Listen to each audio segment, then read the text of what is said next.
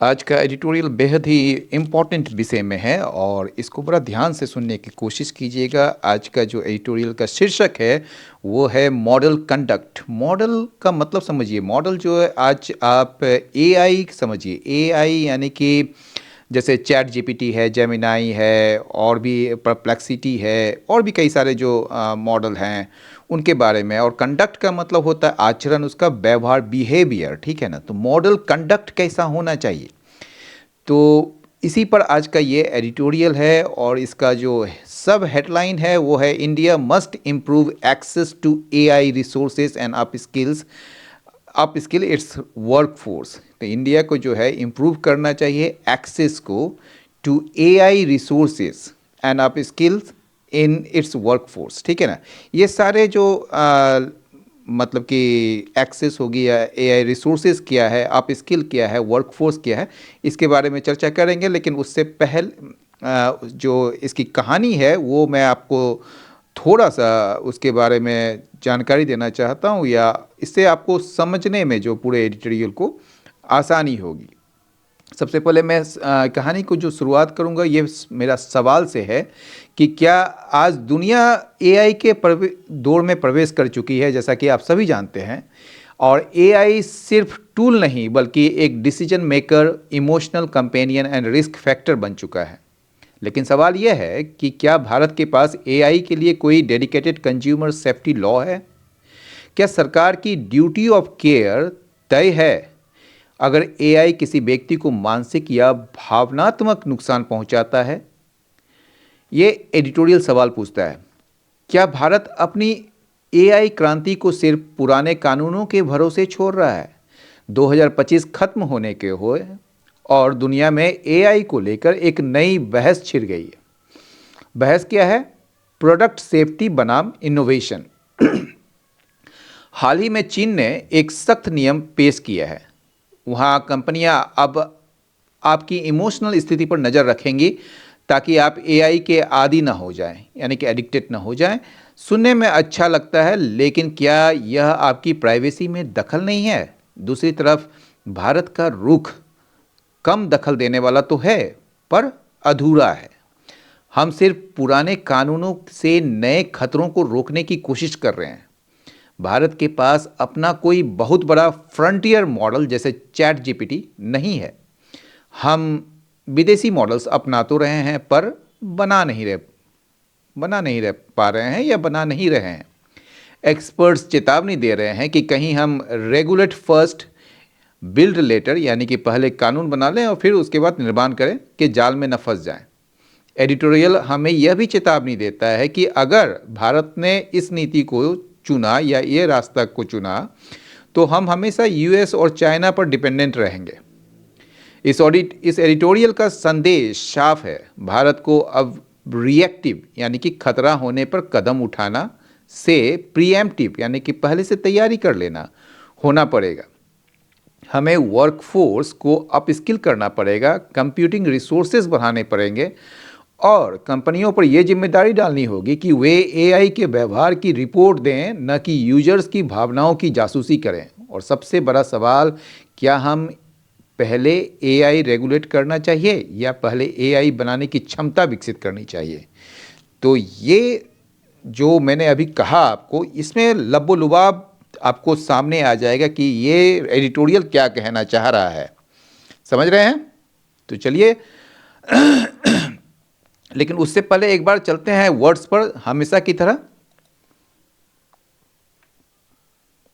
Yes, चलिए। Due diligence. Due diligence का मतलब होता है केयरफुल इन्वेस्टिगेशन या attention to detail before taking action. मतलब कोई भी एक्शन लेने से पहले बड़ा सावधानी पूर्वक जांच या करते हैं या ध्यान देते हैं, तो उसको कहते हैं ड्यू डिलीजेंस, ठीक है। या केयरफुलनेस कह सकते हैं इसको आप, प्रूडेंस कह सकते हैं, थॉरोनेस कह सकते हैं, या विजिलेंस कहते हैं। इसका एंटो हो जाएगा नेग्लिजेंस, केयरलेसनेस, रेकलेसनेस, ओवरसाइट।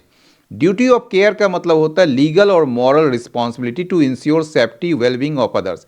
ये ड्यूटी ऑफ केयर जो है, यहाँ पर सरकार की बात हो रही है कि सरकार इसकी जिम्मेदारी ले रही है या नहीं ले रही है, तो उसी के बारे में है। तो लीगल रिस्पॉन्सिबिलिटी या मॉरल रिस्पॉन्सिबिलिटी, ताकि लोगों या आमजनों की जो सेफ्टी है या वेलबींग जो है उनको सुनिश्चित किया जा सके। तो इसको रिस्पॉन्सिबिलिटी कह सकते हैं, ऑब्लिगेशन कहते हैं, लाइबिलिटी कहते हैं या फिर सेफगार्ड कह सकते हैं। इसका एंटो हो जाएगा इररिस्पॉन्सिबिलिटी, नेग्लिजेंस, डिसरिगार्ड, इंडिफरेंस। तीसरा जो वर्ड है वो इंट्रूसिव। इंट्रूसिव का मतलब इंट्रूड करना, इंट्रूड इन द सेंस मतलब किसी चीज़ में आप हस्तक्षेप करते हैं, उसमें दखल देते हैं, ठीक है। इन्वेसिव कह सकते हैं इसको, इंटरफेयरिंग कह सकते हैं, मेडलसम कह सकते हैं, ऑब्ट्रूसिव कह सकते हैं। और इसका एंटो हो जाएगा नॉन इंट्रूसिव, रिस्पेक्टफुल, अनऑब्ट्रूसिव या डिस्क्रीट। इनकम्प्लीट जो होता है वो अधूरा होता है, आप जानते ही हैं। इसको पार्शियल कह सकते हैं, अनफिनिश्ड कह सकते हैं, डेफिशिएंट कह सकते हैं, इम्परफेक्ट कह सकते हैं। इसका एंटो या कंप्लीट, होल, फिनिश्ड या कम्प्रीहेंसिव। प्रीएम्प्टिव जो होता है पहले से रोकथाम के लिए किया गया, क्या done to prevent something by acting first, पहले से ही कर लेते हैं वो चीज़, प्रीएम्प्टिव एक्शन लेते हैं। तो प्रिवेंटिव कह सकते हैं इसको, एंटिसिपेटरी कह सकते हैं पहले से, प्रोएक्टिव कह सकते हैं, प्रिकॉशनरी कह सकते हैं। इसको एंटो हो जाएगा रिएक्टिव, काम होने के बाद उसमें रिएक्शन देते हैं तो उसको रिएक्टिव हो गया, रिस्पॉन्सिव हो गया, बिलेटेड हो गया, सब्सिक्वेंट हो गया। रिएक्टिव वही चीज़ है, इसका प्रीएम्प्टिव का एंटो होता है और इसका मतलब responding after something has happened, कोई चीज़ हो जाने के बाद आप रिस्पॉन्ड करते हैं, घटना के बाद प्रतिक्रिया देते हैं। तो रिस्पॉन्सिव इसका साइनो हो गया, रिएक्शनरी हो गया, पैसिव हो गया, बिलेटेड हो गया। इसका एंटो जो है वो प्रोएक्टिव, प्रिवेंटिव या फिर एंटिसिपेटरी या प्रीएम्प्टिव। फ्रंटियर मॉडल्स जो हैं या मोस्ट एडवांस, जिसको कटिंग एज एआई मॉडल्स कहते हैं, ठीक है। तो cutting edge models state of the art हो गया, लीडिंग एज जैसे चैट जीपीटी है, जेमिनाई है, ग्रॉक है और कई सारे हैं, परप्लेक्सिटी है, ठीक है। चाइना के भी एक है, दिमाग में आ नहीं रहा है क्या है उसका नाम, डी से नाम है शायद, तो देख लीजिएगा। बेसिक मॉडल्स इसका एंटो हो जाएगा, लिगेसी मॉडल्स इसका एंटो हो जाएगा, आउटडेटेड एआई हो गया, प्रिमिटिव हो गया, ठीक है। अपस्ट्रीम का जो मतलब होता है ये होता है, देखिए अपस्ट्रीम और डाउनस्ट्रीम दो शब्द यूज़ हुए हैं इस एडिटोरियल में, ठीक है। एक तो स्ट्रीम का मतलब धारा होता है, ऊपर की तरफ जो और नीचे की तरफ जो होता है, ठीक है। लेकिन ये जो मेटाफोरिकल यूज़ हुआ है अपस्ट्रीम और डाउन स्ट्रीम का, ये बोल रहा है कि डेवलपमेंट, जो आप डेवलपमेंट करते हैं शुरुआती फाउंडेशनल डेवलपमेंट, ठीक है। तो जो फाउंडेशन का जो डेवलपमेंट करते हैं उसको, या बेसिक डेवलपमेंट जो होता है, अर्ली स्टेज डेवलपमेंट या इनिशियल या डेवलपमेंटल या फाउंडेशनल, उसको कहते हैं अपस्ट्रीम, ठीक है। और डाउन स्ट्रीम जो होता है वो एंड यूज़ यानी कि जो एंड यूज़र होते हैं, जैसे हम लोग जैसे एआई का इस्तेमाल कर रहे हैं, ठीक है। तो हम लोग एंड यूज़र हैं, डाउन स्ट्रीम है यानी कि later stage in the process, ठीक है। तो एंड यूज़ हो गया इसका, डिप्लॉयमेंट हो गया, एप्लीकेशन हो गया, फाइनल स्टेज हो गया इसका डाउन स्ट्रीम। और अप स्ट्रीम का एंटो हो जाएगा down stream, later stage, deployment, application, okay, ठीक है। एप्लीकेशन तो मेरे ख्याल से ये डाउन स्ट्रीम में आएगा, ये नहीं होगा, ठीक। हाँ ये तो सॉरी एंटो है ना, तो एंटो होगा ही होगा। इसको एप्लीकेशन यहाँ पर सबसे अच्छा एप्लीकेशन लिखिए, ये एप्लीकेशन एक अच्छा शब्द है डाउन स्ट्रीम का। इसका जो एंटो होगा वो अप स्ट्रीम होगा, अर्ली स्टेज होगा, डेवलपमेंट होगा और क्रिएशन होगा। चलिए आगे बढ़ते हैं। डिपेंडेंसी तो जानते ही हैं, अत्यधिक निर्भरता किसी चीज़ में, रिलायंस होता है, एडिक्शन होता है, सबऑर्डिनेशन होता है, ओवर डिपेंडेंस होता है। और इसका एंटो हो जाएगा इंडिपेंडेंस या फिर ऑटोनॉमी या सेल्फ रिलायंस या फ्रीडम, ओके। असर्टिवली मतलब मुखरता से, मतलब बहुत आत्मविश्वास पूर्ण तरीके से जो आप रखते हैं कोई चीज़, असर्टिवली करते हैं, कॉन्फिडेंटली, बोल्डली, फोर्सफुली या डिसिसिवली। पैसिवली इसका एंटो हो जाएगा, टिमिडली हो जाएगा, हेजिटेंटली हो जाएगा, सबमिसिवली हो जाएगा इसका एंटो। साइकोलॉजिकल डिपेंडेंस जो होता है वो होता है मानसिक रूप से आप किसी चीज़ पर जो है निर्भर हो जाते हैं, उसका एडिक्शन हो जाता है आपका। से मेंटल एडिक्शन हो गया, इमोशनल रिलायंस हो गया, कंपल्सिव अटैचमेंट हो गया। इसका एंटो हो जाएगा इंडिपेंडेंस, डिटैचमेंट या सेल्फ कंट्रोल या ऑटोनॉमी। इंसेंटिवाइज का मतलब होता है इंकरेज करना, पुरस्कृत करना या प्रेरित करना, मोटिवेट करना, इंकरेज करना, स्टिमुलेट करना, इंड्यूस करना। एंटो हो जाएगा डिस्करेज करना, हतोत्साहित करना, डीटर करना, किसी को डिमोटिवेट करना, पिनलाइज करना। पैरालिसिस बाय कंसेंसस, ये एक बहुत ही अच्छा शब्द है, उसमें हमेशा याद रखिएगा, बहुत ही ये शब्द जो है सीखने लायक है। आपको जनरली बहुत कम जगह मिलेगा ये चीज़। तो पैरालिसिस बाय पैरालिसिस का तो मतलब समझते हैं जब आप असमर्थ हो जाते हैं, अपाहिज हो जाते हैं, उससे।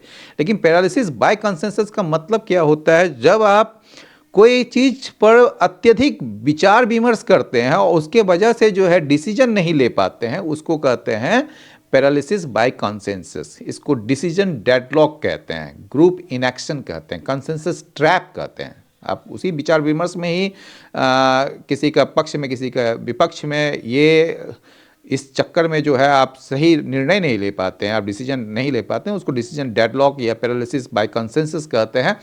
और इसका एंड होता है स्विफ्ट डिसीजन, यूनिलैटरल एक्शन या डिसिसिव लीडरशिप।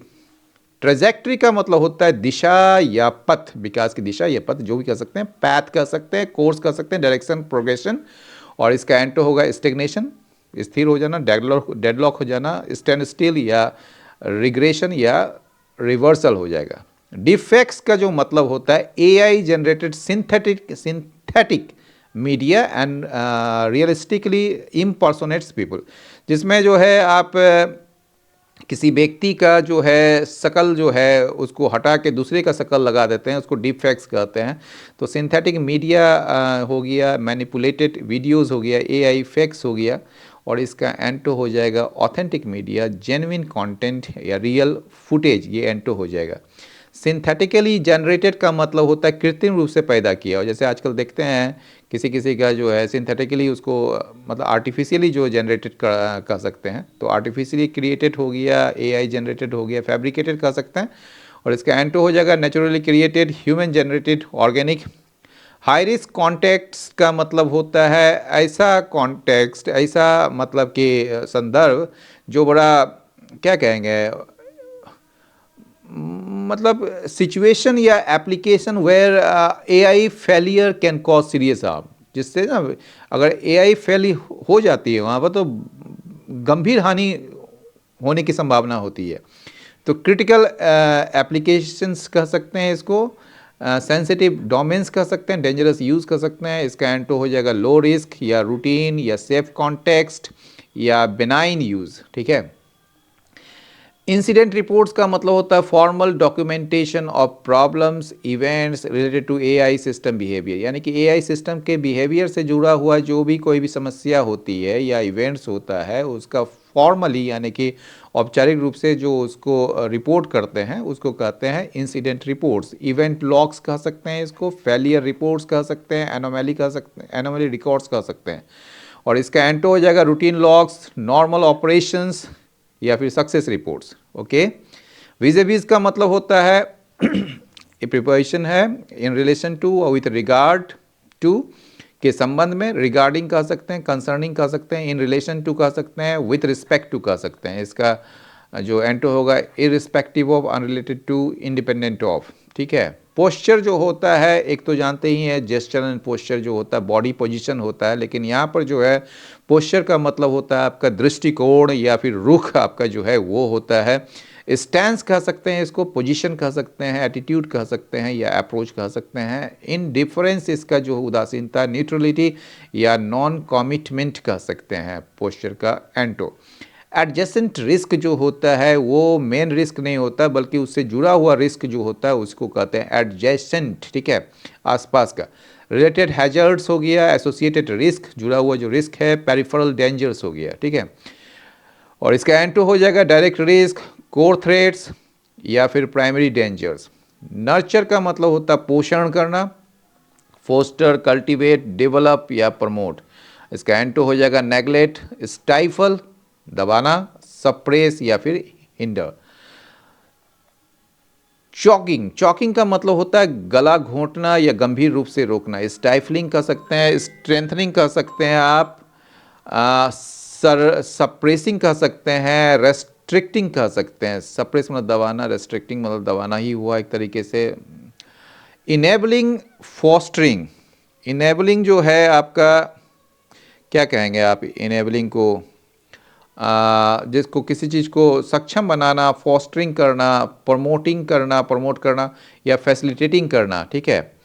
ऑब्लिगेशंस का मतलब होता है ड्यूटीज़ या requirements that must be filled, ठीक है ना, दायित्व या अनिवार्य कर्तव्य, ड्यूटीज़ हो गया, रिस्पॉन्सिबिलिटीज़ हो गया, कमिटमेंट्स हो गया या फिर रिक्वायरमेंट्स हो गया। और इसका एंटो हो जाएगा फ्रीडम्स, राइट्स, ऑप्शंस, डिस्क्रिशंस। ये देखिए मॉडल रिस्क जो होता है potential for adverse consequences from errors in AI models.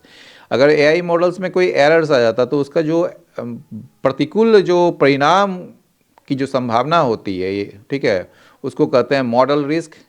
मतलब एलोग्रिथमिक रिस्क हो गया, प्रिडिक्टिव एरर हो जाएगा, मॉडल अनसर्टेनिटी हो जाएगा। इसका एंटो हो जाएगा model reliability, accurate prediction, safe model, ठीक है। तो ये आपका यहाँ पर ख़त्म होता है। चलिए अब आते हैं हम लोग एडिटोरियल में, ठीक है। तो इंडिया का मतलब केवल भारत सरकार ही नहीं कही, नीति निर्माता वगैरह भी कहिए। तो मस्ट का तो जानते ही हैं, इम्प्रूव जानते ही हैं, लेकिन एक्सेस का जो मतलब है केवल उपलब्धता ही नहीं है यहाँ पर, मतलब जो किफ़ायती होना या समान रूप से उपलब्ध होना या फिर छोटे संस्थानों और स्टार्टअप्स तक इसकी पहुँच जो होना, मतलब वहाँ तक पहुँचना, ठीक है। एआई रिसोर्सेज बड़ा ही महत्वपूर्ण शब्द है। इसका मतलब जो है आप कह सकते हैं इसमें क्या क्या शामिल हो सकता है। कंप्यूटेशनल रिसोर्सेज जैसे कि हाई परफॉर्मेंस जीपीयू हो गया, क्लाउड कंप्यूटिंग इंफ्रास्ट्रक्चर हो गया, दूसरा हो गया डेटा हो गया, ठीक है, तीसरा हो गया रिसर्च इंफ्रास्ट्रक्चर, चौथा कैपिटल। ये सारे चीज़ मिलकर जो है एआई रिसोर्सेज बनते हैं, ठीक है। एंड अप स्किल का मतलब जो है ना नया कौशल सिखाना किसी चीज़ को, ठीक है ना। जैसे कि एआई स्पेसिफिक स्किल्स होगा, मशीन लर्निंग होगा, डेटा साइंस होगा, फिर एआई गवर्नेंस एंड एथिक्स होगा। तो ये सारी चीज़ आपको सिखाने पड़ेंगे। वर्कफोर्स में आपका जो मतलब होगा वो न केवल स्टूडेंट्स होगा बल्कि engineers, government officials, teachers, industry professional, ये सारे वर्कफोर्स आ जाएंगे, ठीक है। तो आपको ये कहना चाह रहा है ये इंडिया मस्ट इम्प्रूव, इंडिया को जो है सुधार करना पड़ेगा। एआई रिसोर्सेज की उपलब्धता, मतलब एआई रिसोर्सेज जो हैं जो भी है, यानी कि एआई से जुड़े हुए जो संसाधन हैं उनका जो एक्सेस है, उपलब्धता जो है या किफ़ायती होना जो है, उसको ही न केवल सुधार करना है बल्कि अपने जो वर्कफोर्स है, अभी वर्कफोर्स में आपको बताया ही है कि स्टूडेंट के अलावा जो है वो इंजीनियर्स हैं, डॉक्टर्स हैं, प्रोफेशनल्स हैं जो इंडस्ट्री से जुड़े हुए हैं, या टीचर्स हैं, सही कई सारे लोग जो हैं इसमें इस वर्कफोर्स में आते हैं। उसको अप स्किल करना मतलब उसको एक तरीके से उसको नया कौशल सिखाना, ठीक है। आगे बढ़ते हैं। India has been regulating, India जो है यानी कि भारत जो है वो हैज़ बिन, ये काम चलते मतलब पास्ट में शुरू हुआ है, वो अभी भी चल रहा है, कंटिन्यूअस है वो। रेगुलेटिंग में कंट्रोल कर रहा है आर्टिफिशियल इंटेलिजेंस यूज़ को। आर्टिफिशियल इंटेलिजेंस यूज़ अगर इसको देखेंगे तो इंडिया जो है आपका सब्जेक्ट हो गया और हैज़ बिन रेगुलेटिंग वर्ब हो गया, आर्टिफिशियल इंटेलिजेंस यूज़ जो है ये आपका ऑब्जेक्ट हो गया। तो ये आर्टिफिशियल इंटेलिजेंस यूज़ को कैसे ये रेगुलेट कर रहा है, बाय एक्सपेक्टिंग ड्यू डिलीजेंस, यानी कि ड्यू डिलीजेंस एक्सपेक्ट करके, अपेक्षा करके, फ्रॉम प्लेटफॉर्म्स कौन है यहाँ पर, जो मॉडल्स हैं, जो एआई हैं, उनसे जो है ड्यू डिलीजेंस की उम्मीद की जाती है या उम्मीद करती है सरकार या भारत जो है कि आप जो है सावधानी बरतेंगे, ठीक है, under the IT act and rules. और ये किसके तहत हो रहा है, आईटी एक्ट और रूल्स के तहत जो हमारे यहाँ पहले से ही चला आ रहा है। रेगुलेटिंग द फाइनेंशियल सेक्टर, इसमें जो है फाइनेंशियल सेक्टर को रेगुलेट करना है, and with privacy and data protection rules. तो आप यहाँ पर देखिएगा कि इंडिया रेगुलेट किसके किसके थ्रू कर रहा है, तो रेगुलेट कर रहा है ये तो आईटी एक्ट रूल्स के तहत, फिर जो है फाइनेंशियल सेक्टर जो है उसके तहत, या फिर जो है प्राइवेसी और जो निजता का जो कानून होता है और डाटा प्रोटेक्शन रूल्स जो है, ठीक है, आंकड़ों को जो सुरक्षित करने के जो नियम है उसके तहत जो है इसको क्या करता है मतलब कि जो प्लेटफॉर्म्स हैं, जो एआई मॉडल्स हैं, जो चैट जीपीटी वगैरह जितने भी हैं, उनसे जो है ड्यू डिलिजेंस की अपेक्षा करता है। तो उसके तहत जो है आर्टिफिशियल इंटेलिजेंस को रेगुलेट करने की कोशिश कर रहा है India. It does not yet have a consumer safety regime, यानी कि इट मतलब इंडिया के पास अभी भी नहीं है कंज्यूमर सेफ्टी रेजिम, नहीं है, यानी कंज्यूमर की सुरक्षा को लेकर जो व्यवस्था होनी चाहिए वो नहीं है। That deals with the states duty of care, जो संबंधित है या जो संबंधित है स्टेट मतलब राज्य, यानी कि सरकार का जो ड्यूटी ऑफ केयर है, जो ड्यूटी ऑफ केयर मतलब हो गया जो जिम्मेदारी है कि एंड यूज़र यानी कि कंज्यूमर का जो सेफ्टी है, उसका जो उसको इंश्योर करने का जो जिम्मेदारी है राज्य को, उससे संबंधित जो कंज्यूमर सेफ्टी रेजिम है वो इंडिया के पास अभी भी नहीं है। चाइना पीस्ट का मतलब होता है प्रपोज करना, ठीक है, सच अ रेजिम या पुट फॉरवर्ड। तो चाइना ने इस तरीके का सच रेजिम, इस तरीके का एक व्यवस्था सामने रखा है विथ ड्राफ्ट रूल्स, एक ड्राफ्ट रूल्स के साथ, एक जो मसौदा है नियम उसके साथ इसने रखा है। दैट इट मतलब चाइना, अनवील्ड जिसने अनावृत किया या मतलब सामने रखा लास्ट वीक, पिछले सप्ताह। विच टारगेट, ये जो ड्राफ्ट रूल्स है ये ड्राफ्ट रूल्स के लिए आ रहा है, जिसके लिए विच आ रहा है, इसलिए ये जो है यहाँ पर देखिए वर्ब भी है आपका प्लूरल में। विच टारगेट इमोशनली इंटरेक्टिव सर्विसेज, ये इमोशनली इंटरेक्टिव सर्विसेज जो है वो एआई ही है, जो आप देख रहे हैं चैट जीपीटी या फिर जेमिनाई वगैरह जो देख रहे हैं, उसी सर्विसेज को इमोशनली इंटरेक्टिव सर्विसेज कहा जाता है, जिसमें इंटरेक्ट किया जाता है, मतलब आप एक दूसरे से बात कर सकते हैं, आप एक दूसरे से सब कुछ साझा कर सकते हैं भावनात्मक रूप से। एंड प्रपोज, और फिर ये प्रपोज करता है टू रिक्वायर कंपनीज, मतलब कि कंपनी को ये ज़रूरत है, कंपनी को ये आवश्यक है कि वो वार्न करे, वो चेताए अगेंस्ट एक्सेसिव यूज़। अगर कोई व्यक्ति इसका अत्यधिक यूज़ कर रहा है तो उसको वार्न करे, और ये रिक्वायरमेंट कंपनी को दिया गया है। मतलब ये जो रूल्स है ना, इसमें रिक्वायरमेंट है कि कंपनी एक्सेसिव यूज़ को देखते हुए उसको वार्न करे एंड दखल भी दे, इंटरवीन भी, हस्तक्षेप भी करे।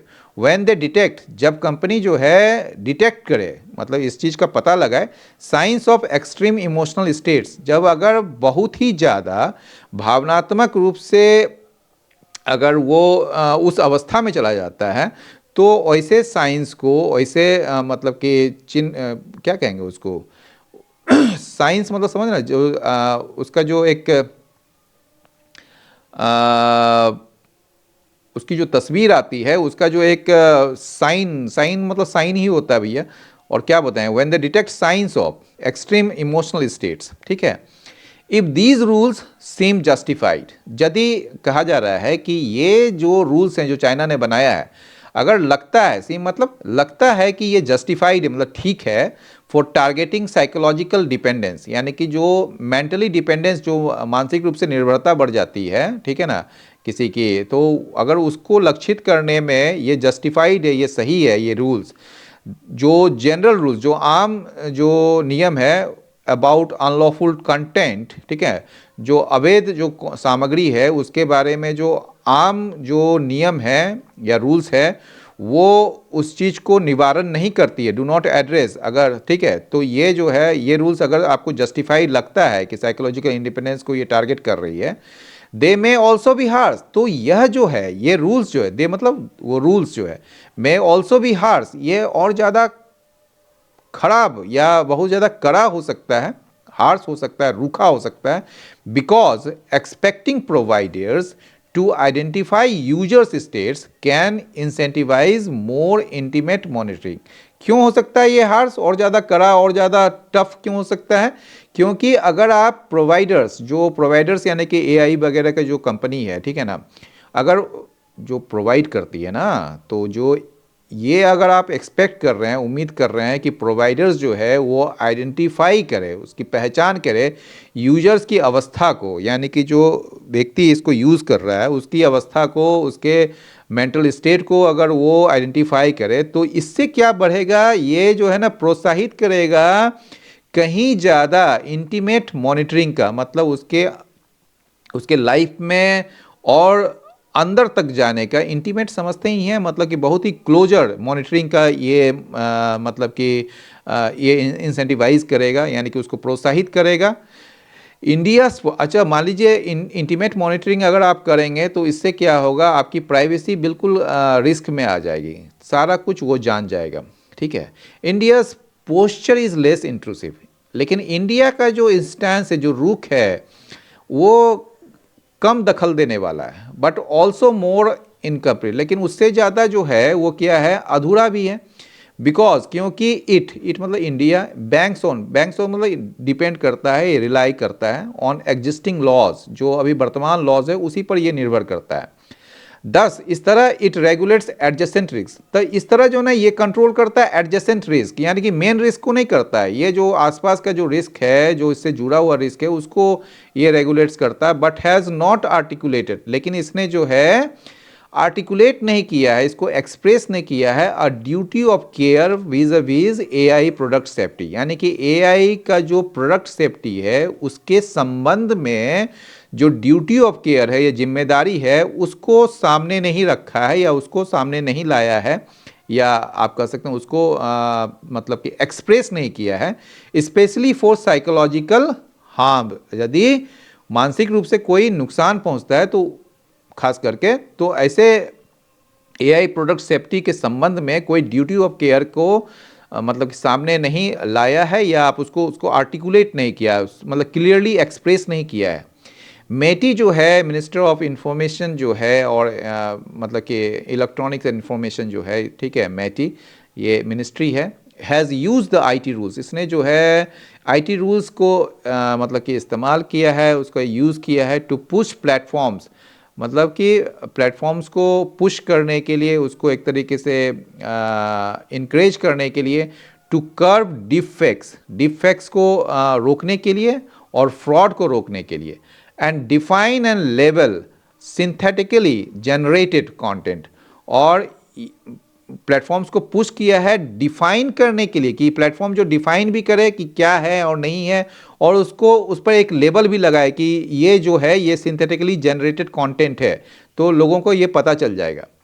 Financial regulators have also adopted, ये जो फाइनेंशियल रेगुलेटर्स जो हैं, जैसे आरबीआई हो गया, जैसे सेबी हो गया, तो इसने भी जो है अपनाया है स्ट्रक्चरल्स मेजर्स, जो एक पूरा स्ट्रक्चर, एक संस्थागत जो उपाय जो होते हैं, जो ठीक है, जो सिस्टम के जो उपाय होते हैं, वो एक उसने अपनाया है विद द आरबीआई, जिसमें आरबीआई जो है उसने एक मतलब कि अपेक्षा रखी है, setting up expectations to govern model risk, यानी कि मॉडल रिस्क जो खतरा है उसको गवर्न करने के लिए, उसको रेगुलेट करने के लिए इन क्रेडिट रीनो में, and developing it's free AI framework process, और अपना जो है ना फ्री एआई मतलब एआई से मुक्त जो फ्रेमवर्क की प्रक्रिया जो है उसको डेवलप करने के लिए इसने जो है एक एक्सपेक्टेशन मतलब कि सेट किया है, यानी कि रखा है।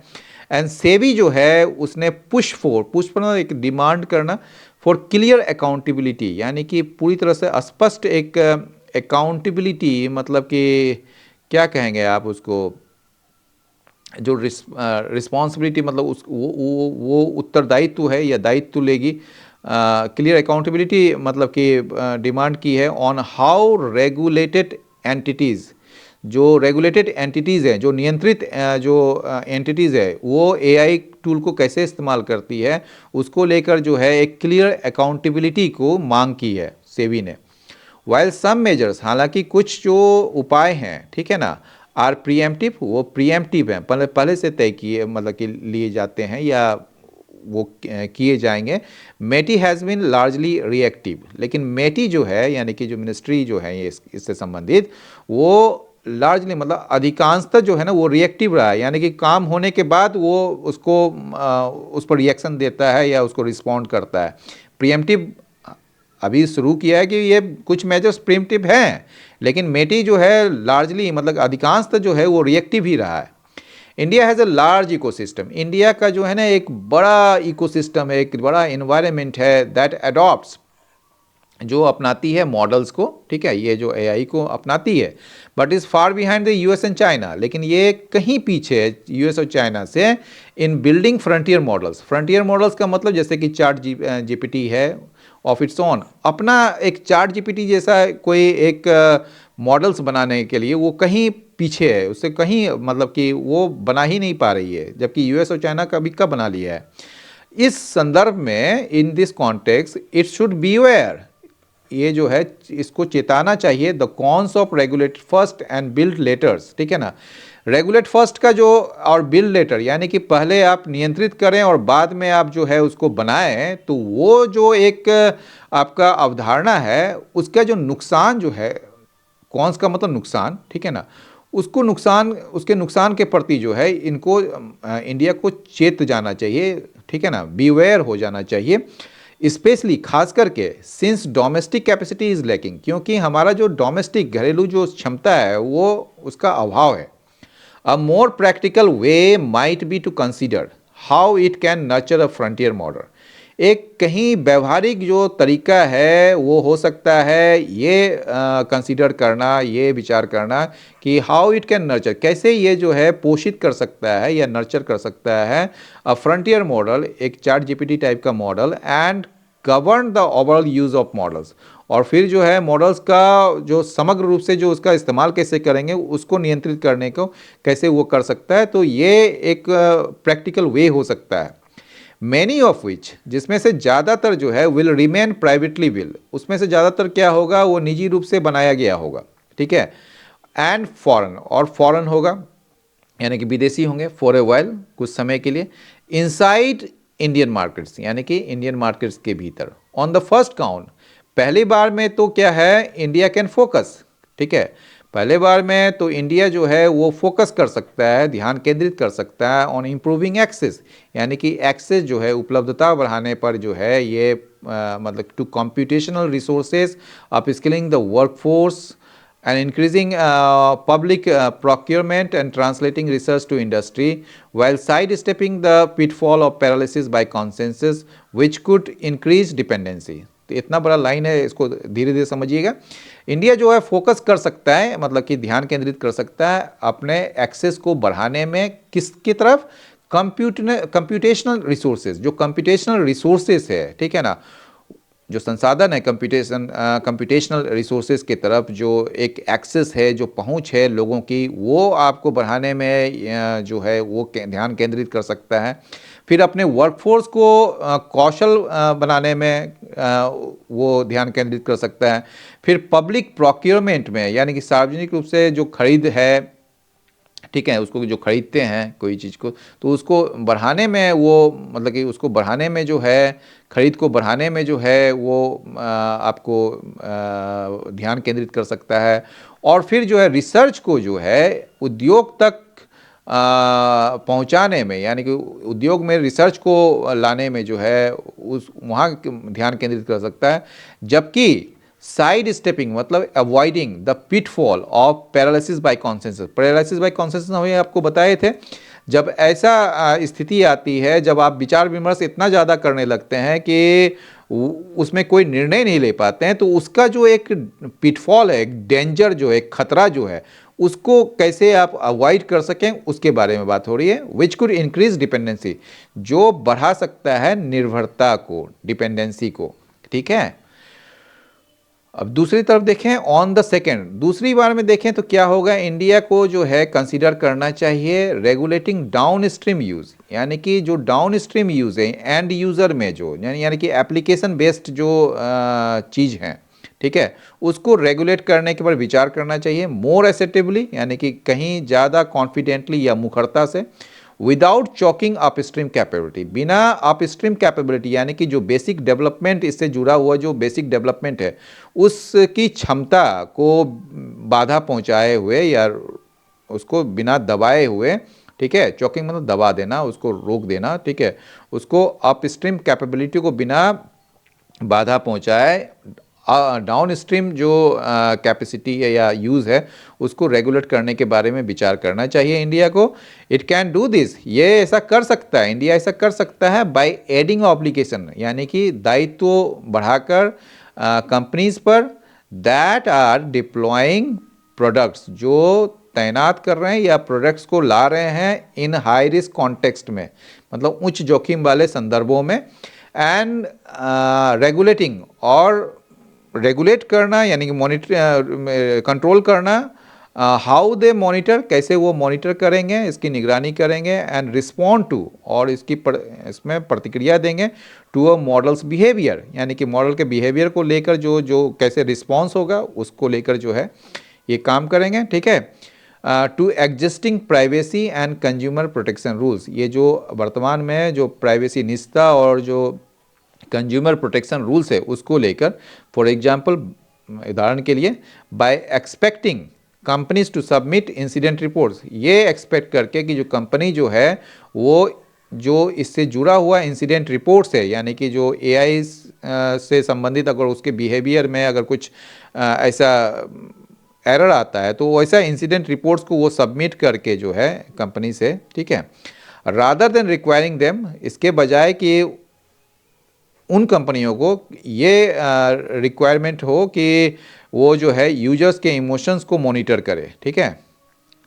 दिस वे, इस तरीके से इंडिया कैन राइट रूल्स, इस तरीके से जो है क्या करेगा, इंडिया जो है कानून बना सकता है for how Indians use models, कि कैसे जो है इंडिया मॉडल्स को यानी कि एआई को यूज़ कर सकता है विदाउट एज्यूमिंग, इस बात को बिना मतलब कि एज्यूम करते हुए, उसको बिना मानते हुए that the global technology trajectory, कि ये जो वैश्विक तकनीकी जो एक दिशा है, एक जो रास्ता है, विल रीअरेंज, वो अपने आप को पुनर्व्यवस्थित करेगी, इट्सेल्फ मतलब अपने आप को, टू मैच इट्स प्रेफरेंसेस, यानी कि भारत के पसंद के मुताबिक जो है उसकी या उससे मैच करने के लिए, उससे कि क्या आपका पसंद कैसा है, भारत का पसंद कैसा है, तो उसको मैच करने के लिए अपने आप को रीअरेंज करेगी, ये बिना माने आप जो है इंडियंस